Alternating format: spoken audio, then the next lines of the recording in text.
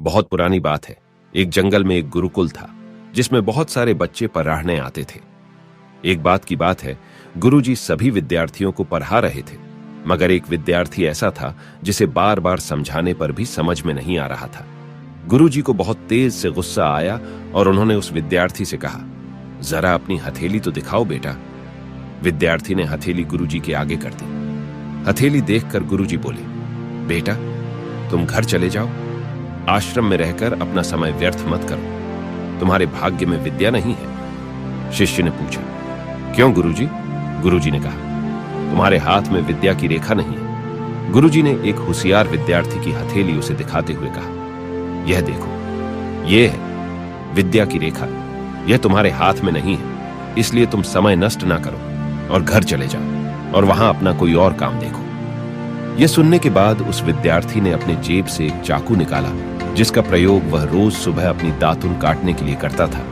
उस चाकू से उसने अपने हाथ में एक गहरी लकीर बना दी। हाथ में खून बहने लगा। तब वह गुरुजी से बोला, मैंने अपने हाथ में विद्या की रेखा बना ली है गुरुजी। यह देखकर गुरुजी द्रवित हो गए और उन्होंने उस विद्यार्थी को गले से लगा लिया। गुरुजी बोले, बेटा तुम्हें विद्या सीखने से कोई ताकत नहीं रोक सकती है। दृढ़ निश्चय और परिश्रम हाथ की रेखाओं को ही बदल देती है।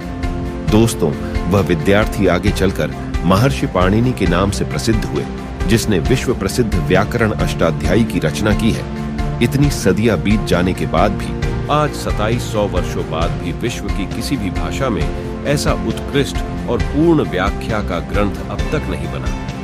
तो दोस्तों, इस कहानी की शिक्षा ये है कि लोग चाहे जो भी बोले, हम हर एक को गलत साबित करते हुए अपनी लागन और कठिन परिश्रम के दम पर जो चाहे वो सब कुछ हासिल कर सकते हैं। फाइनली, मुझे उम्मीद है कि आपको भी यह मोटिवेशनल स्टोरी अच्छी लगी होगी। अगर आप और भी मोटिवेशनल स्टोरीज को सुनना चाहते हो तो आप बिल्कुल सही जगह पर हो। यहाँ पर आपको छोटी छोटी लेकिन प्रेरणादायी कहानी मिलेगा आपका कीमती समय देने के लिए। दिल से आपका धन्यवाद।